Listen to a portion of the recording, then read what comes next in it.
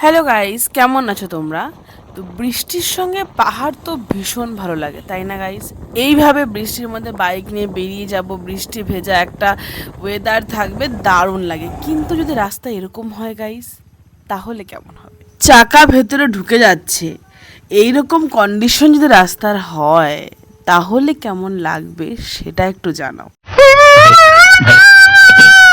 সত্যি এরকম রাস্তায় হেঁটে যেতেই অবস্থা খারাপ হয়ে যাচ্ছে, বাট ভাবো এরকম রাস্তায় বাইক নিয়ে গেলে কি অবস্থা হবে। রাস্তায় ঠিকঠাক বুঝতে পারছি না, কাদার ভিতরে জুতা ঢুকে যাচ্ছে, মানে কি বলবো গাইস, মানে এত জঘন্য কন্ডিশন। যদি এরকম রাস্তায় তোমাদেরকে বাইক চালাতে দেয়, তাহলে তোমাদের কীরকম ফিলিংস হবে?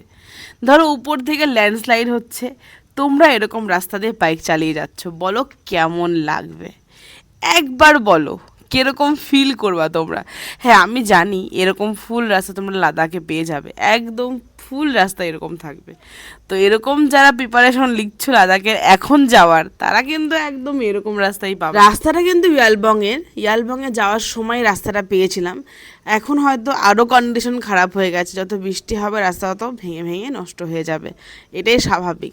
তো এরকম ভয়ঙ্কর রাস্তায় বাইক চালানো মানে বুঝতে পারতেছো গাইস, অবস্থা এমনিই থাকবে না।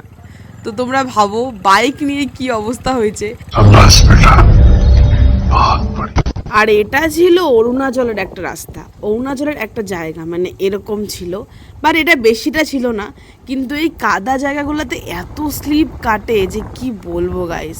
বাট অরুণাচলের রাস্তাটা কিন্তু ভয়ঙ্কর ছিল। এটা আবারও সেই একই রাস্তা যেখানে আমি হেঁটে হেঁটে যাচ্ছিলাম, বাইক কি দেখাবো, আমি হাঁটতেই পারছি না, দেখো পা ঢুকে গিয়ে আবার বের করতে আমার কষ্ট হচ্ছে, মানে এত ভয়ঙ্কর রাস্তা ছিল। যাই হোক গাইস, তোমরা জানিও এরকম রাস্তা কে কে এক্সপ্লোর করেছো, and thank you guys, love you, tata.